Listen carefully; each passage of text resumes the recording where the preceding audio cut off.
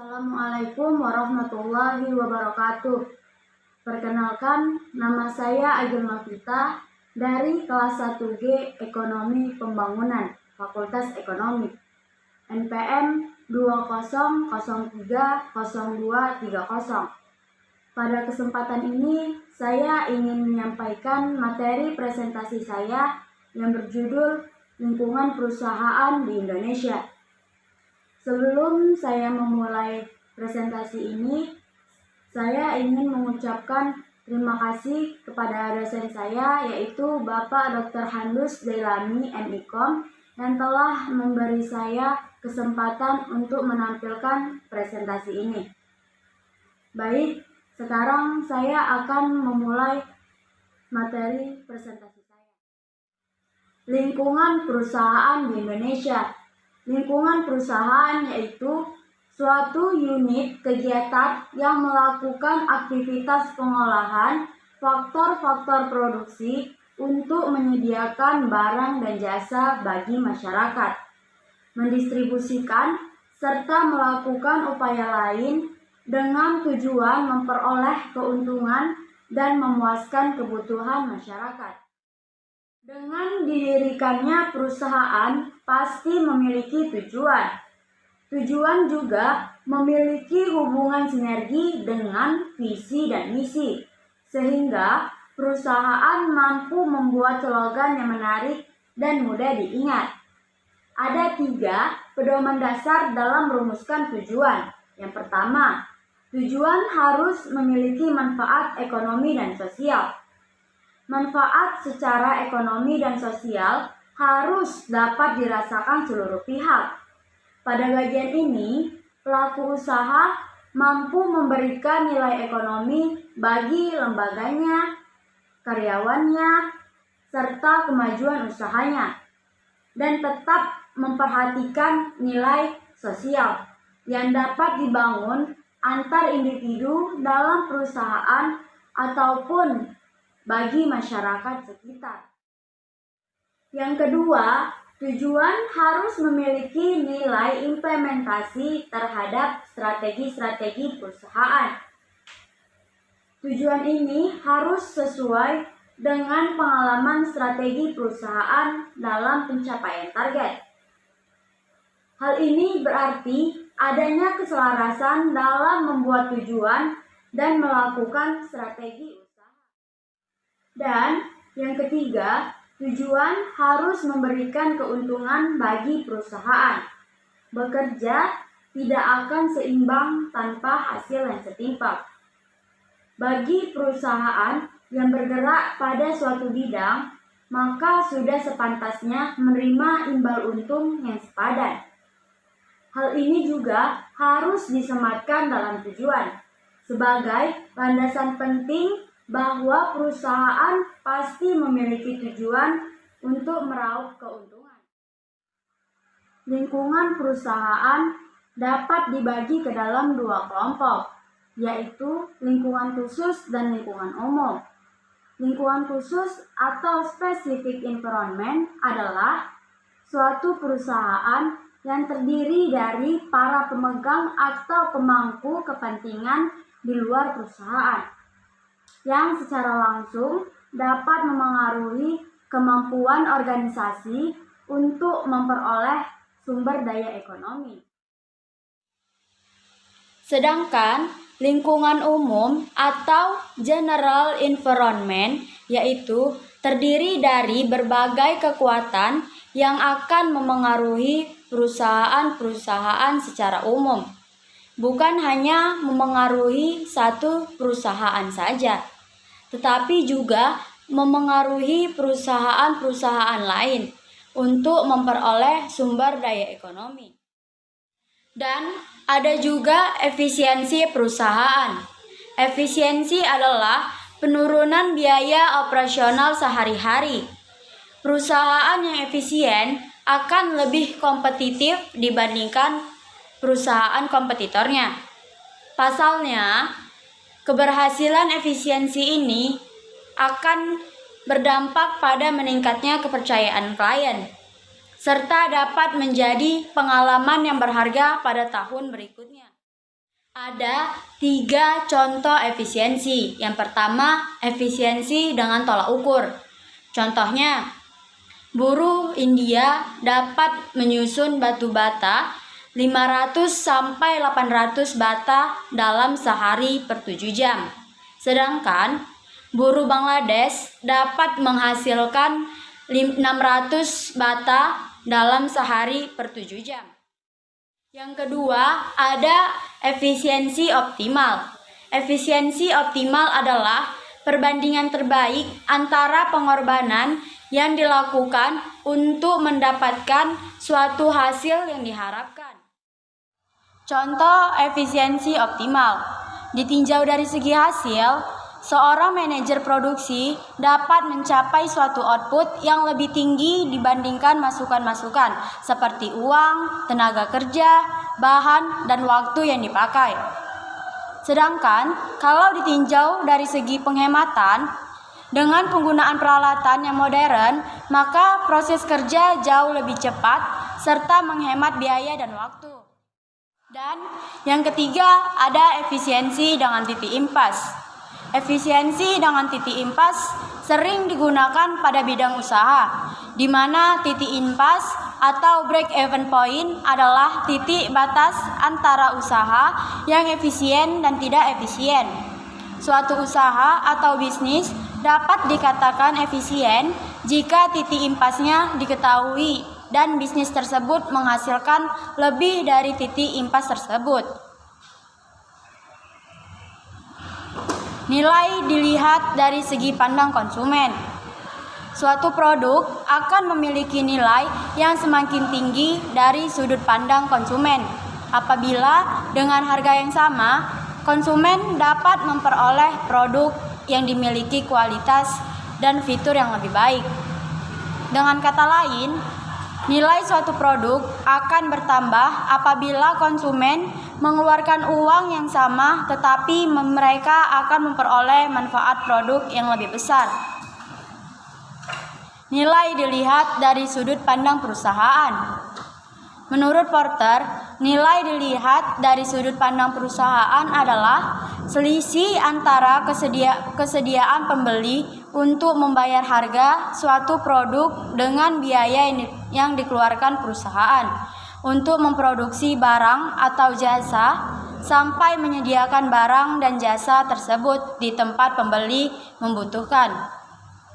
Dengan demikian, menurut perspektif ini, nilai suatu produk dilihat dari kemampuan produk tersebut untuk menghasilkan margin keuntungan atau profit margin. Lingkungan khusus perusahaan.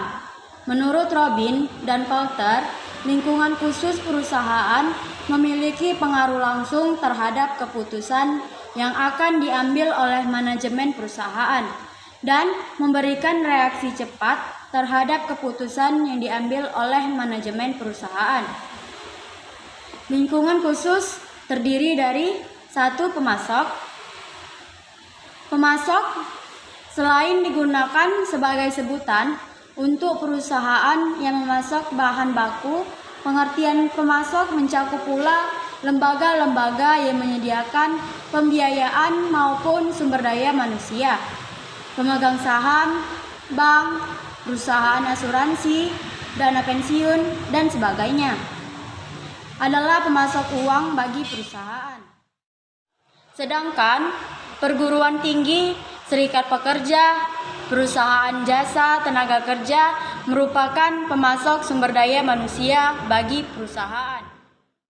Yang kedua, ada pesaing. Ada beberapa merek sampo saling bersaing untuk memperebutkan bagian pasar dari segmen sampo. Selain pesaing yang berasal dari perusahaan yang menghasilkan produk yang sama, pesaing dapat pula berasal dari perusahaan yang memproduksi produk substitusi, yaitu produk yang berlainan tetapi memiliki fungsi yang sama.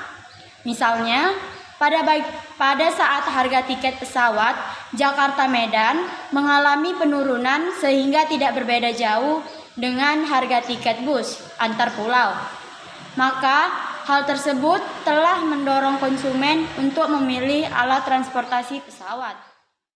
Yang ketiga, ada kelompok penekan. Salah satu kelompok penekan adalah serikat pekerja atau unions. Kebebasan lidahnya belit. Oke, nanti dipotong. Yang ketiga, ada kelompok penekan. Salah satu kelompok penekan adalah serikat pekerja atau unions. Kebebasan berserikat bagi warga negara Indonesia dijamin oleh Undang-Undang Dasar 1945. Serikat pekerja memberikan tekanan terhadap kebijakan perusahaan yang bertentangan dengan kepentingan para pekerja. Yayasan Lembaga Konsumen Indonesia atau YLKI menjadi kelompok penekan untuk melindungi kepentingan konsumen. Misalnya, pada saat menjelang hari raya, semua harga kebutuhan pokok mengalami kenaikan. Yayasan Lembaga Bantuan Hukum Indonesia atau YLBHI menjadi kelompok penekan terhadap pemerintah. Wahana Lingkungan Hidup Indonesia atau WALHI menjadi kelompok penekan terhadap perusahaan yang melakukan pencemaran dan perusahaan lingkungan hidup. Yang keempat, ada pelanggan. Perusahaan memproduksi barang dan jasa untuk memenuhi kebutuhan dan keinginan pelanggan. Perusahaan harus berusaha memahami konsumen untuk menjadi perusahaan yang unggul. Menurut Peter dan Waterman, perubahan kebutuhan dan selera konsumen dapat mengakibatkan ketidakpastian bagi perusahaan apabila tidak dapat mengikuti perubahan tersebut. Penerimaan dan loyalitas konsumen terhadap produk perusahaan akan menentukan kelangsungan hidup perusahaan untuk jangka yang panjang. Yang kelima, ada penyalur. Saluran distribusi akan menentukan tingkat cakupan pasar yang dicapai oleh perusahaan. Saluran distribusi juga menentukan tingkat ketersediaan produk perusahaan di berbagai tempat. Dengan kata lain, saluran distribusi dapat membuat produk perusahaan dapat diperoleh konsumen di lokasi yang dapat dijangkau konsumen. Sebaliknya, jika keterbatasan saluran distribusi akan mengakibatkan kesulitan untuk menempatkan produk yang di tempat yang dibutuhkan konsumen. Dan yang keenam, ada kreditor. Selain mengandalkan modal sendiri yang diperoleh dari pemegang saham, perusahaan pada umumnya membutuhkan bantuan lembaga bank untuk menunjang kecukupan modalnya. Kemampuan perusahaan untuk memperoleh pinjaman dari bank selain dari tersedianya jaminan juga sangat ditentukan oleh kinerja keuangan perusahaan tersebut, yakni apakah perusahaan akan mampu membayar kewajiban yang jatuh tempo sehingga kredit yang diberikan oleh bank tidak berkembang menjadi kredit bermasalah, bahkan kredit macet. Lingkungan umum perusahaan. Lingkungan umum perusahaan adalah kekuatan yang akan memengaruhi perusahaan secara umum. Maksudnya, perusahaan secara umum adalah bahwa pengaruh lingkungan umum tidak hanya dirasakan oleh satu perusahaan saja, melainkan dapat dirasakan oleh perusahaan-perusahaan lainnya. Misalnya, kenaikan harga bahan bakar minyak atau BBM yang akan berdampak pada naiknya harga bahan baku dan biaya produksi secara umum. Lingkungan umum perusahaan terdiri dari satu, kekuatan ekonomi. Kekuatan ekonomi memiliki pengaruh makro terhadap kinerja perusahaan yang ada di Indonesia. Sebagai contoh, krisis ekonomi yang terjadi di Indonesia pada tahun 1997 telah mengakibatkan ambruknya ekonomi Indonesia. Terjadinya fluktuasi nilai tukar rupiah yang sangat tajam terhadap dolar Amerika Serikat dan beberapa mata uang lainnya telah mengakibatkan ketidakpastian dalam perhitungan harga pokok produksi, terutama untuk industri yang memerlukan bahan baku atau komponen impor yang besar. Yang kedua, ada kekuatan internasional.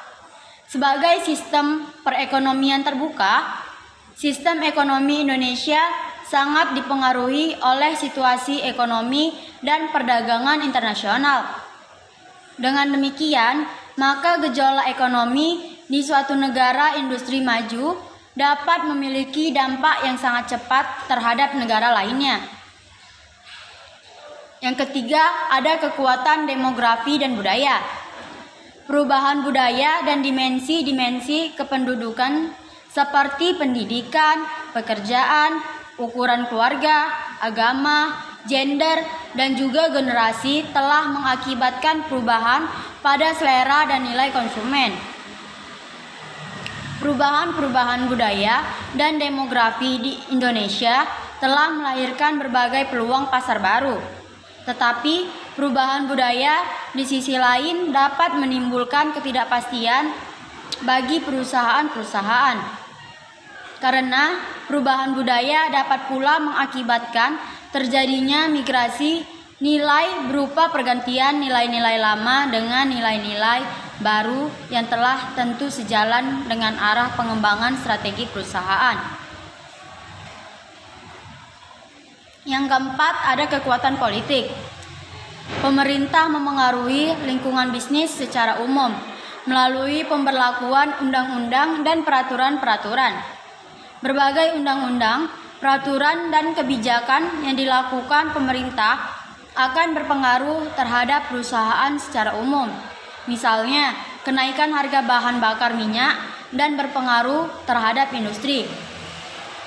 Selain peran pemerintah, kekuatan politik yang akan memengaruhi bisnis secara umum adalah situasi politik suatu negara. Pada saat terjadinya krisis politik menjelang dan sesudah pergantian Presiden Soeharto, dunia bisnis Indonesia mengalami ketidakpastian akibat timbulnya anarki dan kekacauan. Yang kelima, ada kekuatan teknologi. Nelayan membagikan perubahan teknologi ke dalam dua kategori, yaitu proses teknologi dan produk teknologi. Proses teknologi yaitu berbagai teknik yang digunakan untuk memproduksi dan memasarkan produk. Perubahan proses teknologi bertujuan untuk memproduksi dan memasarkan produk secara lebih cepat, lebih efisien, atau dalam volume yang lebih besar. Produk teknologi menunjukkan berbagai elemen teknologi yang terkandung di dalam produk yang dihasilkan sebuah perusahaan. Perubahan pada produk teknologi dapat menghasilkan produk yang benar-benar baru dan menggantikan produk yang ada saat ini. Demikianlah materi presentasi saya. Lebih dan kurangnya mohon maaf. Assalamualaikum warahmatullahi wabarakatuh.